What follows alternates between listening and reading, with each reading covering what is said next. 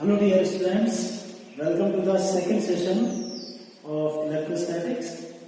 कल हम लोगों ने अपना इलेक्ट्रोस्टैटिक चार्ज और उसकी सारी बेसिक प्रॉपर्टीज के बारे में अच्छे से डिटेल्ड स्टडी किया था और उसके बेसिस पे कुछ प्रॉब्लम्स को भी समझने की कोशिश की थी.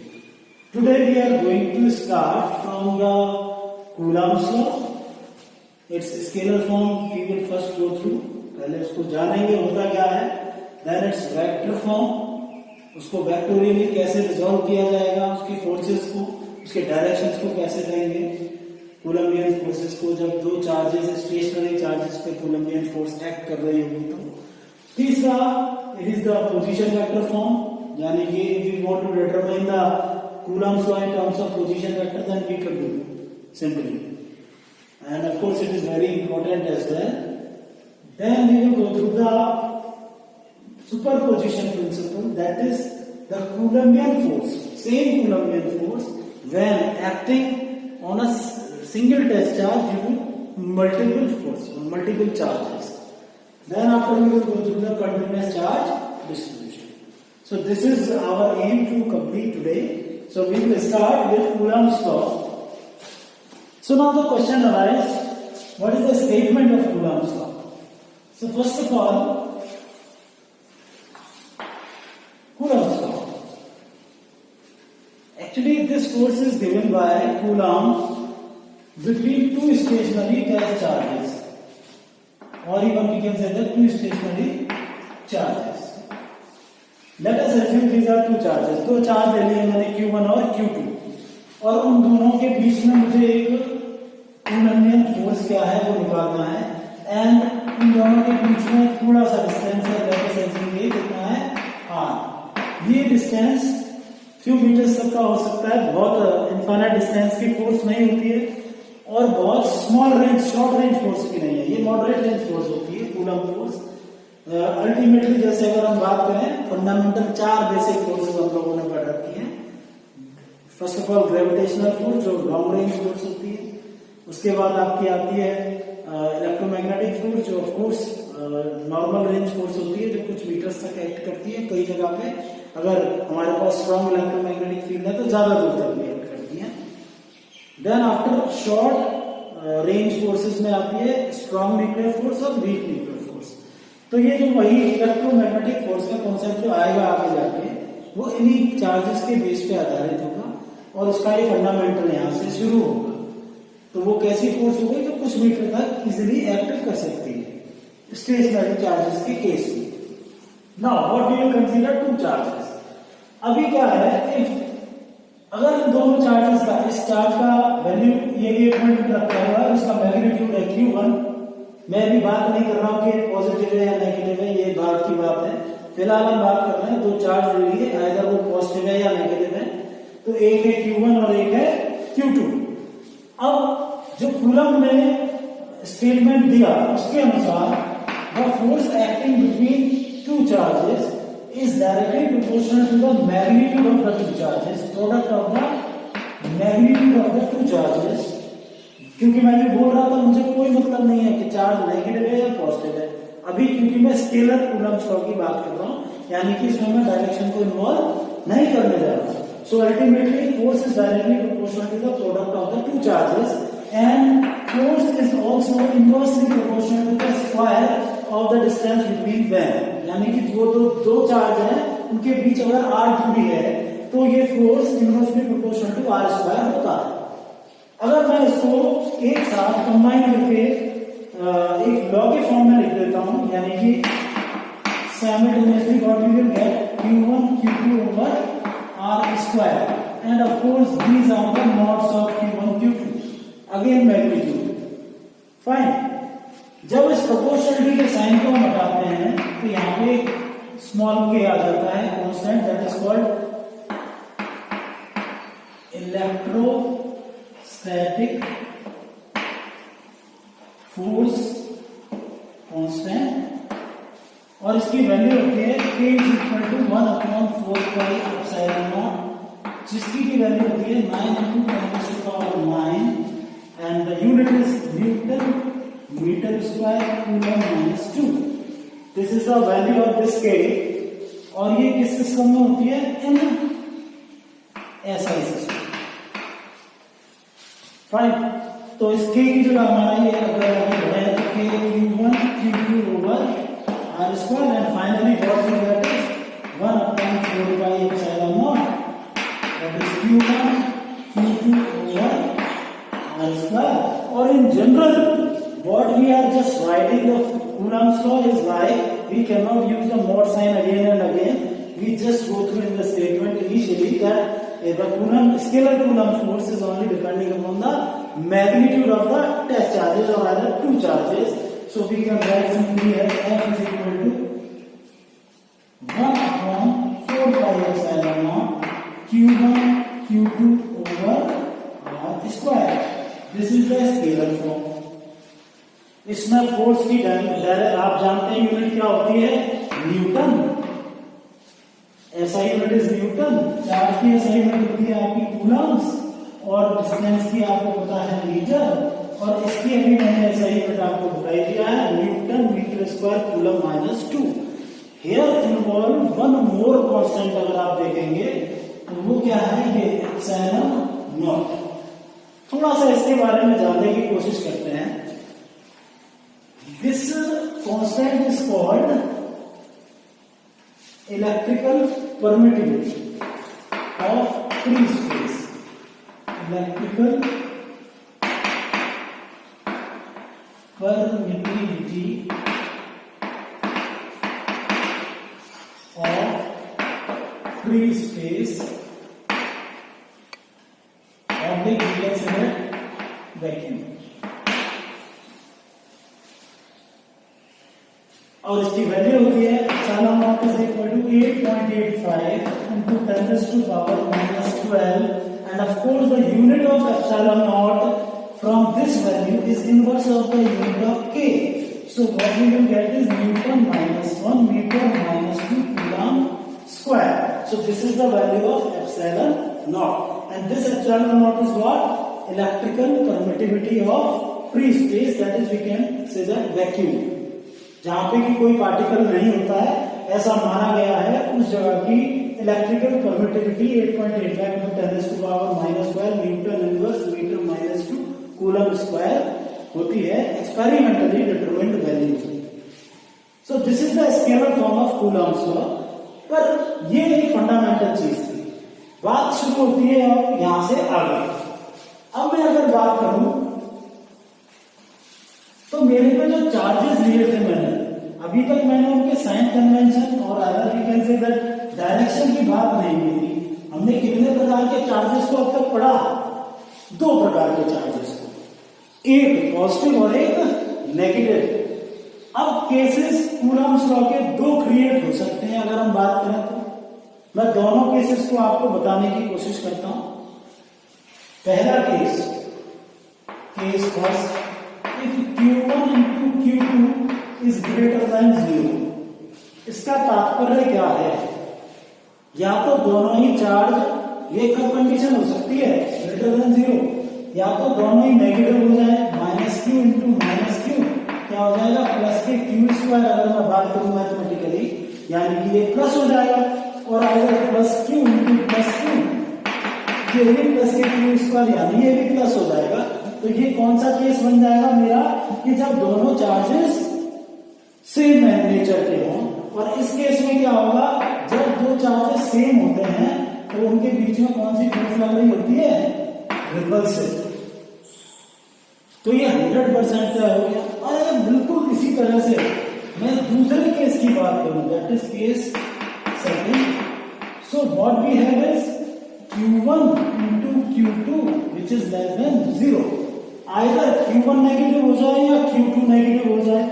जैसे अभी अगर मैंने बात किया तो ये मेरा Q1 है, ये एक पॉइंट पे रखा हुआ है, ये मेरा Q1 है, ये प्लस का है, और this is our Q2, this is also positive sign. ये 2 चार्जेस हो गए, ये A और B पे रखे हैं, और इन दोनों की वैल्यू कितनी है, डिस्टेंस इनके दोनों के बीच का R है, डेल्टा साइज में। तो इनके बीच में ये यथा संभव ये ज्ञान है, हमें ज्ञान है, इतना प्रॉपर्टीज के रूप पढ़ चुके हैं कि same charges will repel each other, यानी कि ये एक दूसरे से दूर धकेलने की कोशिश करेंगे। लेकिन जैसे ही इन दोनों में से कोई भी एक चार्ज या तो ये वाला या तो ये वाला नेगेटिव हो जाए और एक पॉजिटिव, तो अल्टीमेटली यही सेम कंडीशन जो अभी किसको रिप्रेजेंट कर रही थी, रिपल्सिव फोर्स को, अब यहाँ पे वही ये A ये B, बस यहाँ पे Q1 है, इसको मैं मान लेता हूँ let us assume positive charge, और ये हो गया मेरा Q2 और ये हो गया कैसा, negative charge. So ultimately Q1 into Q2 will be less than 0, और इस केस में इन दोनों के बीच में जो फोर्सेस लगेंगी वो कैसी होंगी, attractive, they must be attractive in nature. इन दोनों फोर्सेस को मुझे ज्ञात करना है, तो आप सेकंड केस को अभी थोड़ी देर के लिए हम विराम दे देंगे, और ये बहुत इजी भी है, इसमें कोई ऐसी दिक्कत नहीं है।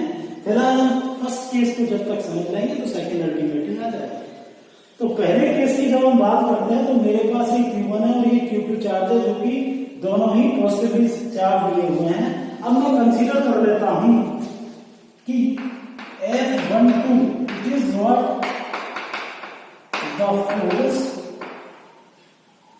acting on Q1 due to Q2। ये फोर्स है Q1 पे लगने वाली, किसकी वजह से, Q2 की वजह से। बिल्कुल इसी तरह ये क्या हो जाएगी, F21, जिसको कि मैं मान लेता हूं force acting on Q2 due to Q1। So ultimately now we have two forces, एक वो फोर्स जो Q1 पे Q2 की वजह से लग रही है, और एक दूसरी फोर्स जो Q2 पे Q1 की वजह से लग रही है। अब इन दोनों फोर्सेस की जब हम बात करते हैं तो यहाँ पे एक टर्म और इन्वॉल्व होगा भाई, कि जब मैं किसी वेक्टर क्वांटिटी की बात करता हूं, तो जब वेक्टर क्वांटिटी की बात करते हैं तो हमारे पास किसी वेक्टर को रिप्रेजेंट करने के लिए A vector must be represented by the magnitude of the A vector and its direction। तो भाई ठीक है, मैग्नीट्यूड को निकाल लेंगे, कूलम ने फॉर्मूला दे दिया F is equal to K Q1 Q2 over R square, that is not a big problem, but the problem is different। अगर मैं इन दोनों के मैग्नीट्यूड को सेम मान लेता हूं प्लस Q, तो it is not a big deal. अगर मैं रफली बताना चाहूं कि कूलम्बियन फोर्स कितनी है तो भाई बता देंगे, ये है, या K की वैल्यू रख देंगे 1/4πε0 Q2 over R square, that is Q square over R square। But the problem है जब मैं इसके वेक्टर कंपोनेंट को निकालना चाहूं तो ये तो हो गया मैग्नीट्यूड, और ये इसके साथ में आनी चाहिए इसकी कोई डायरेक्शन, फोर्स की डायरेक्शन तो होगी, तो उस डायरेक्शन की और बात करते हैं। तो जब हम डायरेक्शन की बात करते हैं तो आप ध्यान से देखें कि F12 क्या है, force acting on Q1 due to Q2।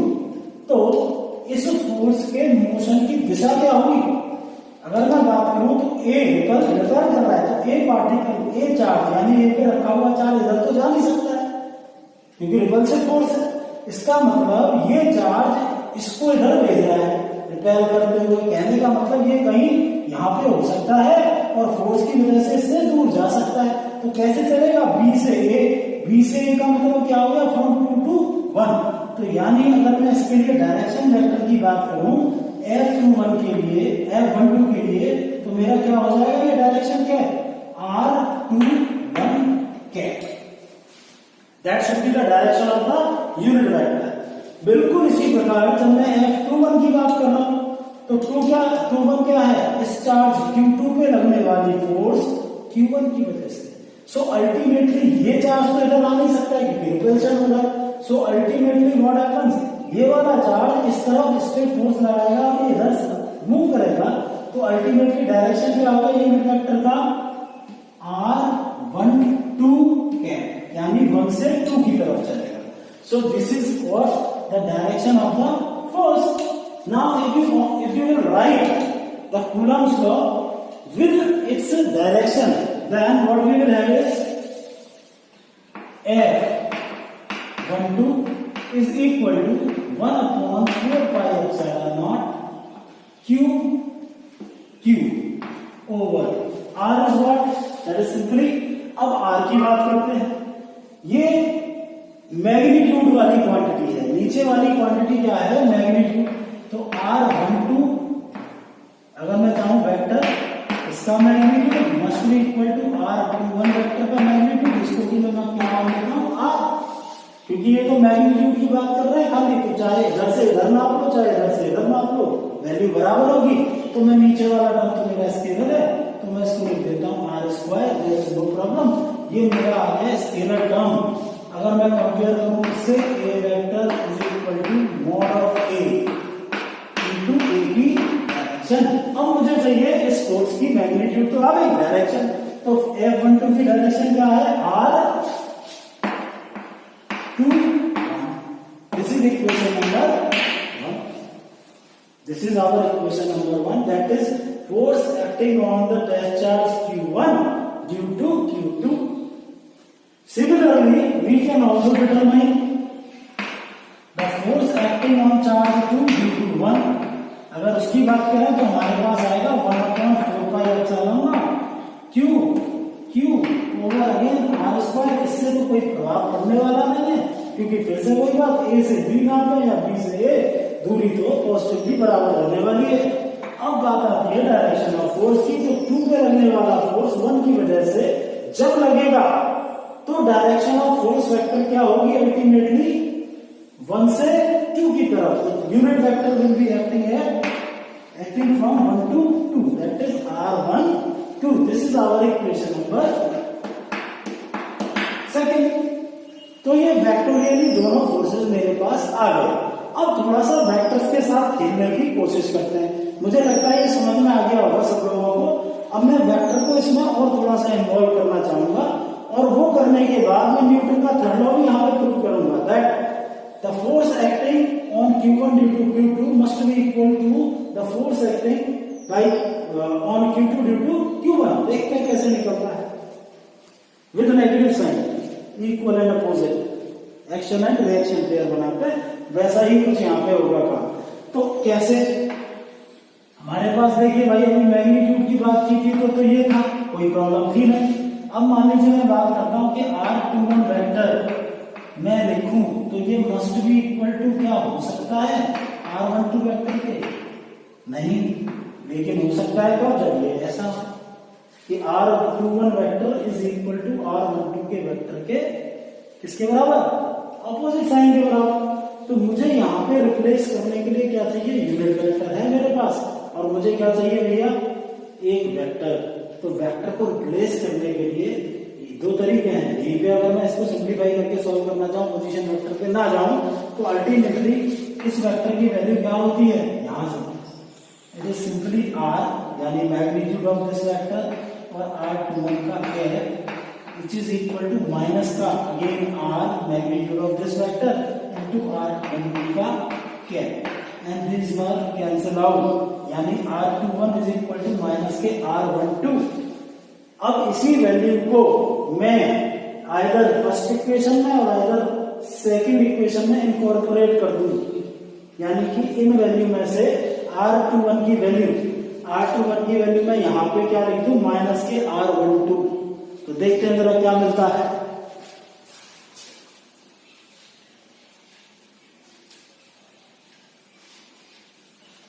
तो अगर जैसे ही मैं इस वैल्यू को लिखता हूं तो मेरे पास आ जाएगा F12 will now be equal to 1/4πε0 Q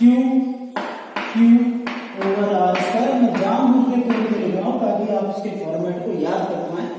और इसकी R21 की वैल्यू जो फर्स्ट इक्वेशन में है उसको मैं कितना लिख देता हूं, माइनस के R12। क्या मैं लिख सकता हूं, बिल्कुल वैल्यू है कहां से, ये कहां से आई मेरे पास, from equation third and second, हमारे पास ये वैल्यू आ गई। अब इस माइनस के साइन को अगर मैं आगे ले लूं और इस वैल्यू को मैं पूरा लिखूं 1/4πε0 Q over R² into R12 देखिए जरा ये वैल्यू किसकी है, सेकंड इक्वेशन में अगर मैं ध्यान से देखूं तो ये F21 की वैल्यू है, माइनस के F21 vector which is equal to F12. So this is we prove that the force acting on the first charge due to second charge must be equal and opposite to the force acting on the second charge due to first. ये आपका Coulomb's law vector form में complete होता है. This is simple vector form. अगर मैं इसकी बात करूं बिल्कुल इसी प्रकार मैं डायरेक्शन का कॉन्सेप्ट आपको एक अट्रैक्शन वाले केस में जो भी मैंने बताया था बताना चाहूंगा. उसमें डायरेक्शन की थोड़ी सी कहानी उल्टी हो जाएगी. बाकी सब तो इसमें बात करें तो मैथमेटिक्स तो पूरी सेम है, बस थोड़ा सा कॉन्सेप्ट वेक्टोरियली बदल जाएगा. तो जब उसको देखें तो केस को अपना क्या था, केस को अपना क्या करना है कि Q1 into Q2 will be less than 0, यानी कि ये कौन सा केस हो गया, अट्रैक्शन. अब अट्रैक्शन वाला केस हुआ तो अगर मैं बना दूं फिर से भाई ये चार्जेस ये Q1 था, इसकी वैल्यू मैं ले ले रहा हूं प्लस के की, और उसके कुछ r दूरी पे दूसरा चार्ज रख दिया मैंने बी पॉइंट पे, डिस्टेंस पे, यहाँ से r डिस्टेंस पे, और इसकी वैल्यू मैं कितनी ले लेता हूँ Q2 की माइनस के Q. So now here these two charges are what, opposite, equal and opposite. Here if the magnitude is different as well, तो जो अभी हम इक्वल एंड अपोजिट निकाल पा रहे थे F12 is equal to minus के F21 वेक्टर, वो नहीं निकलने वाला. ये सिर्फ उसी केस में संभव है जब मैग्नीट्यूड दोनों चार्जेस का बराबर हो, दोनों स्टेशनरी चार्जेस का मैग्नीट्यूड कैसा हो, बराबर हो. खैर यहाँ पे मैंने ले लिया मैग्नीट्यूड तो बराबर है लेकिन डायरेक्शन अपोजिट है.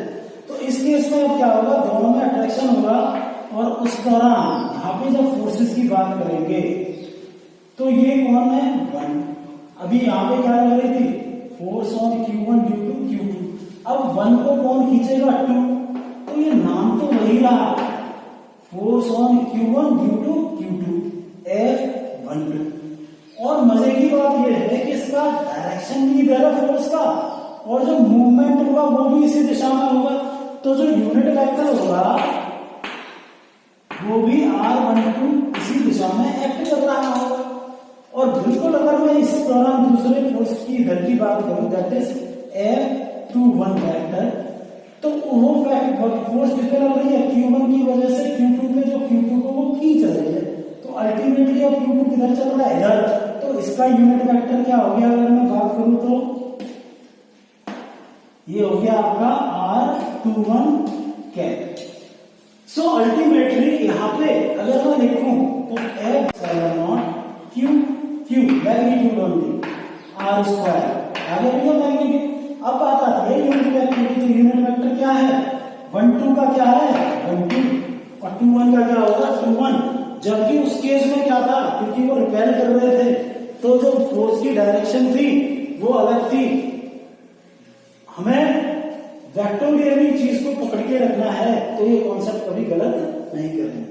तो साइन कन्वेंशन, चार्ज के साइन का बहुत बड़ा महत्व है.